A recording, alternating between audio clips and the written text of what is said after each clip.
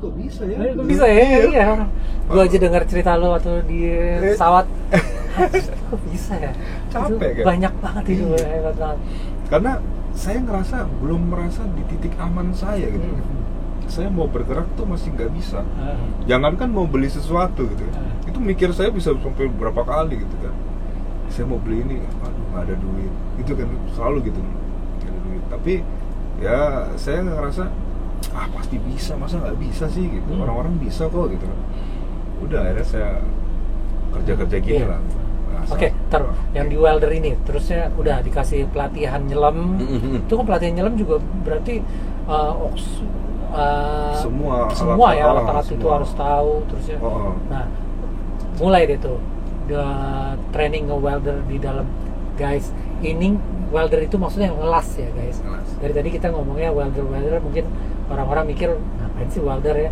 Nah, ini ngelas guys. Nah, yang hebatnya Mas Aldino ini bukan ngelasnya di darat, tapi di dalam laut. Itu yang paling gila. Nah, ceritanya juga banyak nih, seru nih ceritanya. Terus ngelas akhirnya udah mulai tuh di dalam terusnya. Itu pertama berapa meter tuh? Latihan pertama. Jadi pertama tuh ada yang dari 10 meter gitu kan, 10 meter, terus makin lama turun sampai ke 50 meter, 20 meter, kayak gitu-gitu kan. Dan kondisinya pun setiap meternya itu berbeda gitu. Oh iya. Ya di situ saya harusnya juga. Jadi sebelum kita welder itu kita harus di satu tempat itu yang tempat kita biar relax. Iya. Ya kan, nggak boleh stres, terus kita harus tenang. Ya, ada satu tempat tuh kayak semacam kayak tempat uap atau apa supaya gitu kita tenang dulu gitu. Karena tensi segala macam juga sama dicek juga ya. Dicek juga gitu. Karena kan kedalaman itu semakin rapat. Iya. Dan nge-weld itu kan harus mateng kan? Harus kematangannya mateng. Itu juga kan nggak sembarangan. Karena kan nampungnya itu buat pipa-pipa itu kan. Iya. Yang punya pressure kenceng itu kan.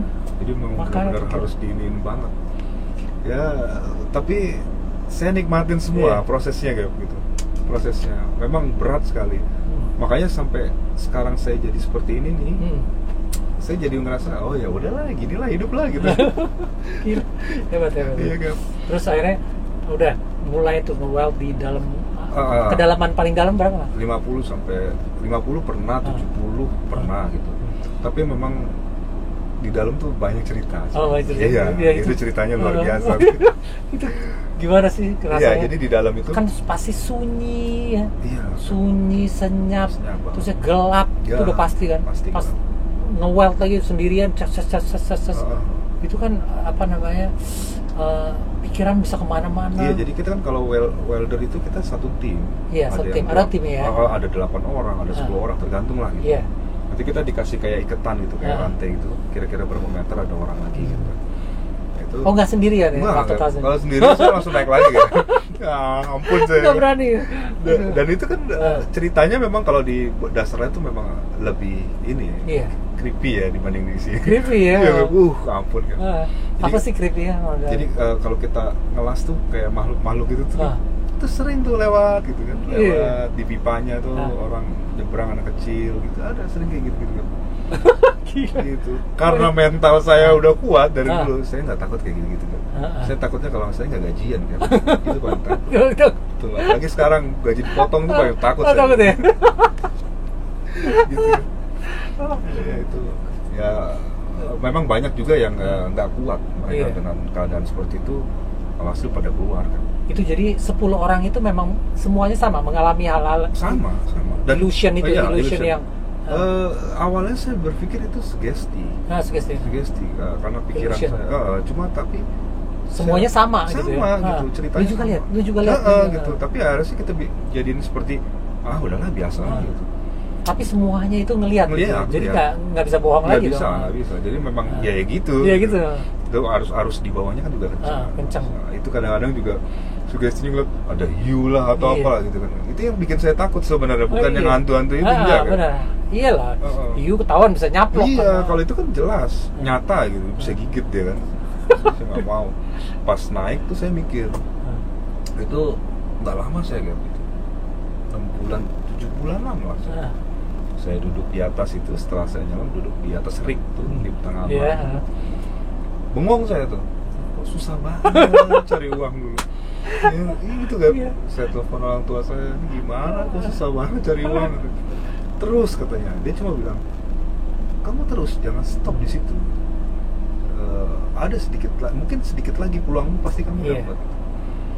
Wah, saya mikir, oh ya udahlah, ya saya coba untuk pulang. Saya pikir saya nggak cocok nih di sini gitu. Tapi saya punya tabungan. Terus saya coba. Oke, sorry dipotong. Gajinya berapa sih kalau untuk jadi welder di dalam air itu? Untuk kelas di dalam air itu? Lumayan, dia startnya dari 10 kan. Dari 10 bisa sampai 20, bisa sampai yang udah master bisa sampai 50-an lah gitu. Yang kita senang itu kan dari bonus insentifnya kan. Kalau kita ada lembur atau apa, itu dibayarnya per jam. Sama kayak pilot itu kan. Cuma dia hitungannya dolar kan.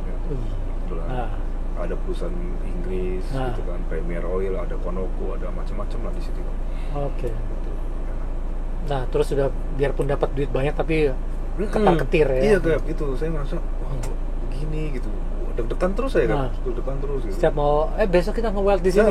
Deg-deg. Kayak oh ini gue takut banget gitu. Kok gue mau kerja tapi gue takut gitu. Nggak nyaman gitu. Saya nggak nyaman gimana ya. Saya coba diskusi, kata orang tua saya, udah stop aja. Kalau memang nggak nyaman gitu. Apa kira-kira? Nah, saya dulu berpikir saya harus beli rumah. Gitu kan. Nggak peduli dengan harganya. Saya dulu berpikir saya beli rumah harga 175 juta. Angsurannya itu 2.300.000-an. Ya kan? Dengan gaji saya taruhlah 5 juta pun saya masih berani kan. Karena saya udah terbiasa dengan itu. Saya cicil selama 10 tahun waktu itu. 10 tahun cepat ya. 10 tahun. Nggak berasa tuh saya udah kerja tempat lain lagi kan. Tiba-tiba udah 5 tahun lebih. Terus saya berpikir kalau dijual berapa ya rumah saya gitu kan. Saya hitung ternyata ada yang mau 400 kan. 400 juta waktu itu saya ingat banget. 400 juta. Saya utang ke bank itu sisa 5 tahun kan. Saya tinggal ngebalikin tuh kira-kira sekitar 100-an kan. Nggak nyampe malah saya. Saya jual kan. Saya jual dapat uang bersih tuh saya 370 juta kan. Wah, itu saya kaget kan. Dapat duit nih. Mulai sombong tuh kan. Dapat duit nih. Tapi saya langsung berpikir, wah, kalau duit ini bisa kita pakai tapi sehari juga bisa habis. Saya coba cari flying school dulu kan. Saya cari flying school dimanapun. Saya tanya ini, kebetulan kompleks saya kompleks pilot. Saya tanya mereka semua kan. Ada di sini katanya di Halim, ada di ini segala macam. Oke, saya coba di Curug umur. Udah kepentok kebanyakan kerja saya kan. Akhirnya saya coba di Alpha Flying School dulu kan. Saya coba dia. Nah, pembayarannya bisa dicicil. Alpha tuh Bandung ya? Enggak, Alpha di Halim kan. Halim. Di Halim. Di Halim. Waktu itu biayanya kalau nggak salah 230-an lah kalau nggak salah. Udah saya coba. Takut tuh mau ngeluarin duit, jadi nggak ya gitu. Tapi sayang nggak ya. Tapi terlintas setiap saya kerja tuh saya pengen jadi pilot gitu loh kan.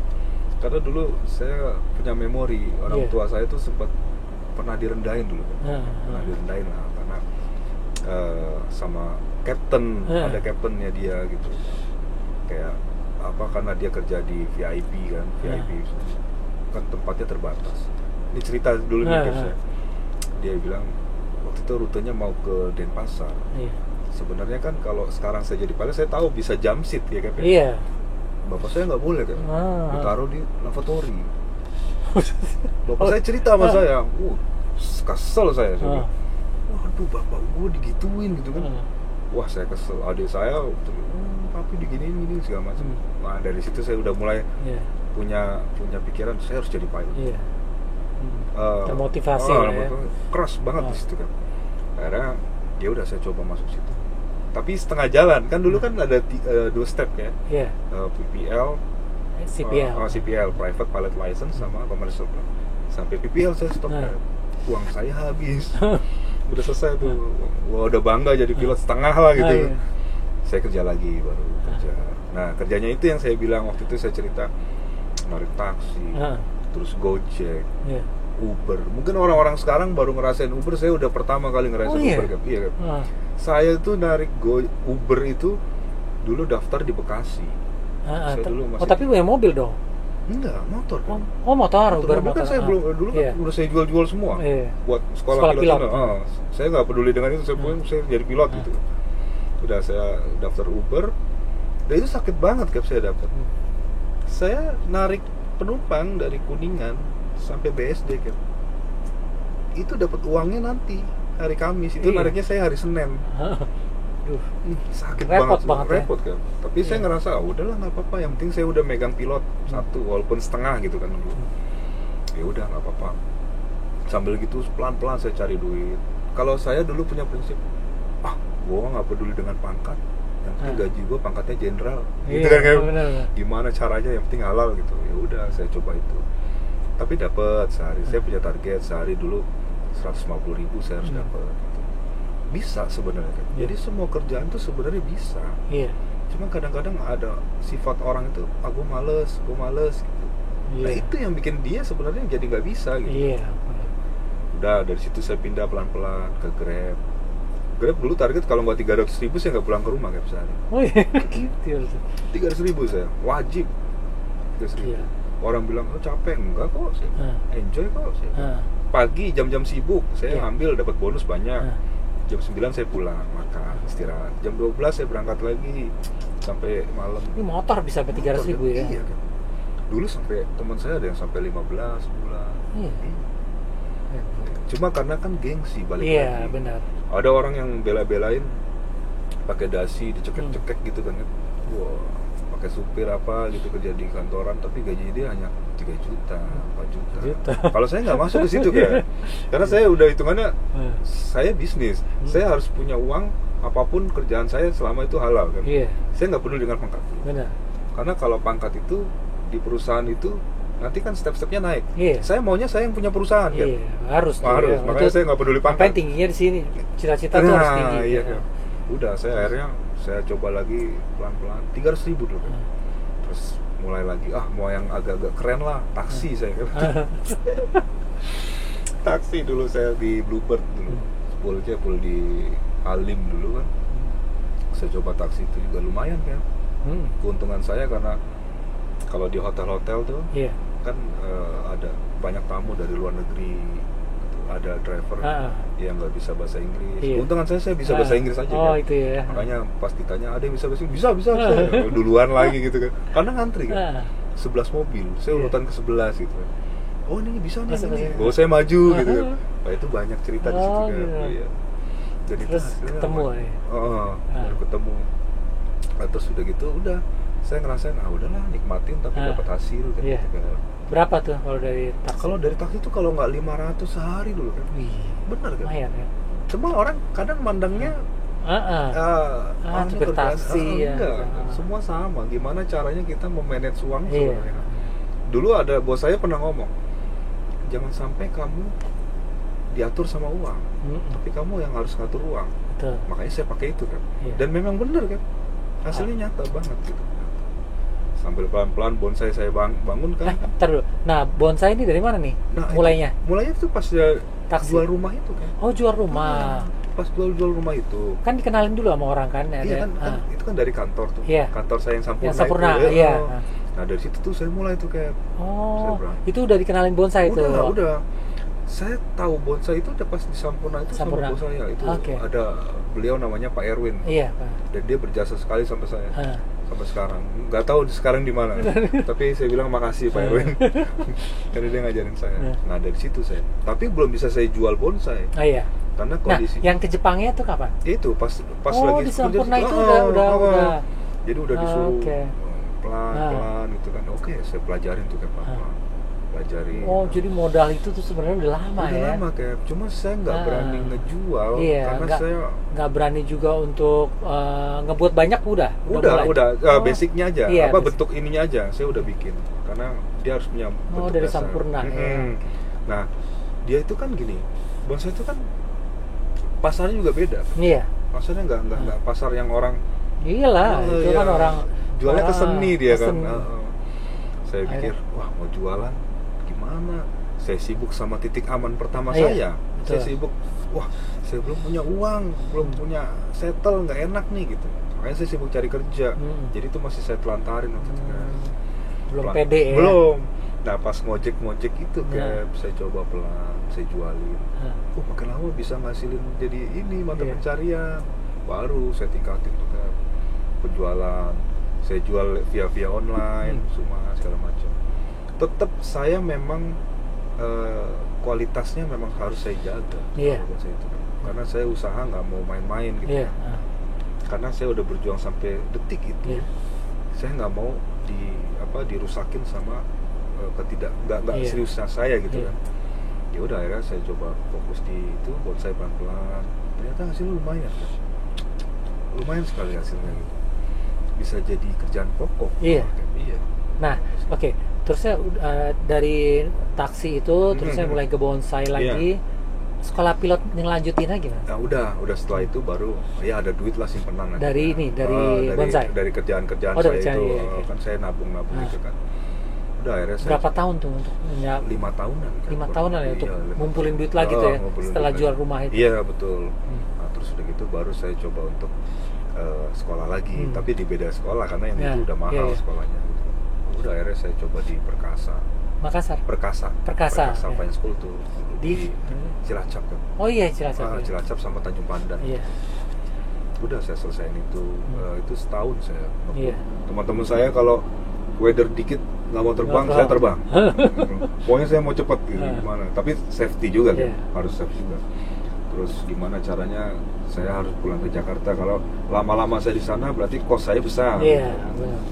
Udah akhirnya saya cepet-cepet 1 tahun kalau nggak salah. Itu tahun berapa lulus? 2016 kan. 2016. Setahun tuh saya nganggur, nyari kerjaan susah. Susah saya. Nah, selama itu ngebonsai dong? Iya, jadi selama itu udah saya fokus sama bonsai. Saya lamar ke perusahaan-perusahaan, ditanya titipannya siapa? Saya bilang titipan ilahi kan. Saya pulang lagi, gagal lagi kan, kayak pulang lagi. Tapi ya udah pelan-pelan. Kan dulu pikir gini, masa iya dari 10 lamaran nggak ada satu yang dipanggil gitu kan. Jadi saya coba terus, ya alhamdulillah dapet nih di perusahaan ini kayak sekarang. Nah ini ya. Itu tahun berapa tuh? 2017 kan. Oh 2017. Bangga tuh kan saya baru. Nah pas saya pakai baju pelet itu, ibu saya baru ngerasa nangis dia. Bangga, ternyata bener kan katanya dia bilang. Nyampe ya. Dan saya selalu apa yang dia bilang saya coba jalanin. Karena nggak mungkin orang tua bohong gitu. Kalau saya gitu. Ya mungkin teman-teman saya udah bandel-bandel gitu, saya nggak ada waktu itu buat kayak gitu kan. Udah terlalu sibuk sama masalah hidup saya dulu. Sampai sekarang ini ya udah saya terima itu gitu kan. Jalannya memang kayak gitu. Ternyata ya benar, semenjak kan ibu saya juga kan baru setahun ini meninggal kan. Ya kayak ngerasa siapa nih ini motivatornya nih. Tapi saya makasih sekali dengan itu saya. Jadi untuk semua teman-teman yang mau jadi pilot itu bukan berarti dia harus orang kaya dulu atau orang punya duit dia bisa jadi pilot, bukan. Kalau saya selalu bilang ke orang-orang gitu, gimana caranya niatnya benar-benar mau nggak gitu kan? Mau nggak? Iya. Karena sekarang prosesnya nggak ada yang mau jalanin kan.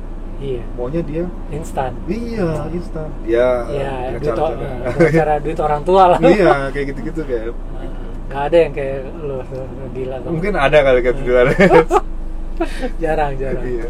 Tapi emang kebentuk kesayanya tuh jadi saya agak lebih tough.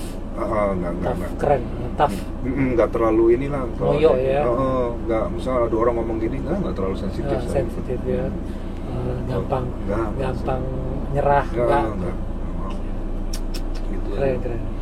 Akhirnya terus 2017 lu masuk Lion, sekolah 2018 baru terbang di Lion ya? 2017 akhir ya, November kan itu. Nah itu saya udah ada tanah tuh di Puncak. Di Puncak itu ada tanah itu buat penangkaran bonsai saya kan. Ini udah bisnis bonsai sebenarnya udah jalan. Udah jalan. Tapi karena dulu kan masih murah di sana. Di Puncak tuh dulu masih murah karena tanahnya masih giring. Itu beli ada orang BU kita beli gitu. Itu masih murah sekali dulu.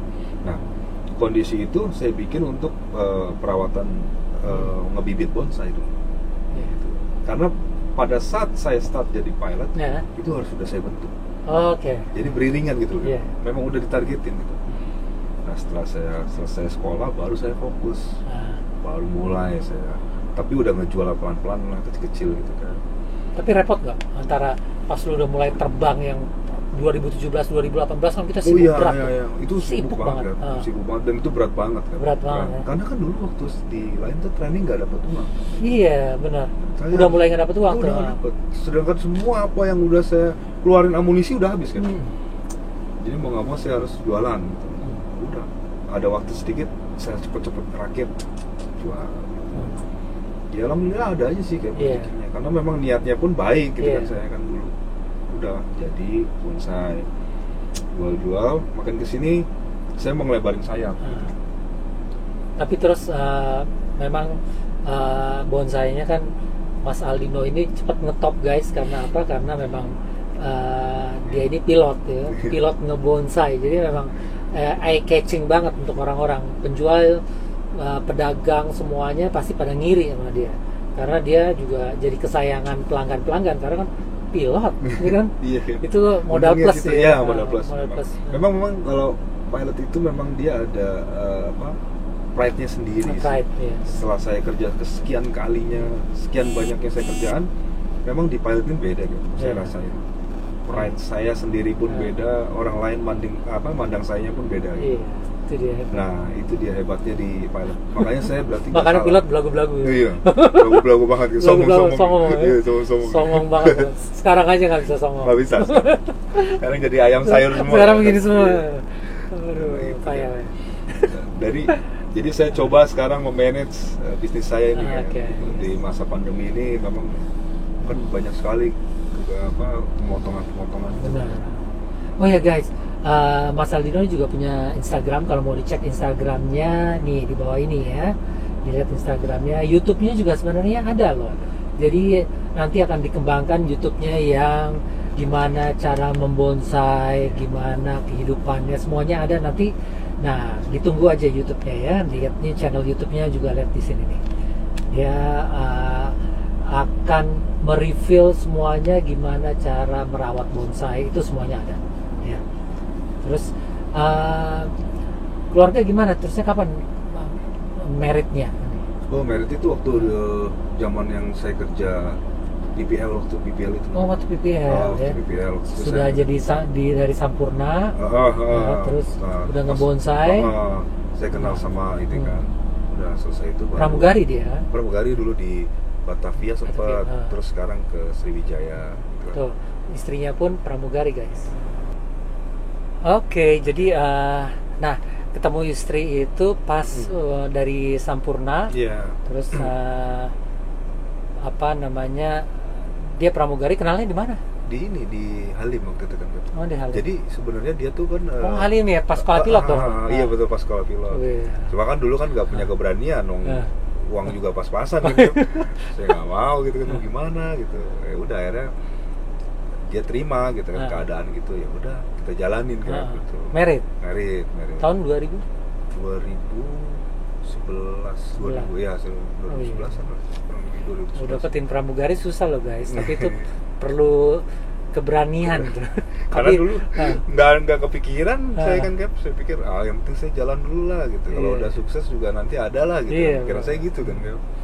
Ternyata ada yang mau, why not ya? Iya gitu, saya coba itu waktu itu. Bagus ya. Jalanannya panjang kan. Tapi keren banget ya guys. Semoga Mas Aldino ini bisa menginspirasi kalian juga bahwa untuk jadi pilot pun nggak perlu orang yang kaya, nggak perlu yang punya KTBLC dari pejabat-pejabat atau anak seorang penerbang juga, tapi bisa dari dari usaha sendiri. Nah, ini adalah contohnya guys ya. Kalau saya sih modelnya yang dapat beasiswa, itu juga niatnya juga sama, nggak mau nyusahin orang tua, mau yang free tapi bisa sekolah. Banyak orang dulu mau jadi pilot itu untuk cuman supaya nggak nyusahin orang tua, karena sekolah yang beasiswa itu dulu zaman saya tuh cuman akabri sama pilot. Jadi polisi. Jadi tiga itu anak-anak yang punya cita-cita nggak mau nyusahin orang tua, banyak kan ya jadi itu.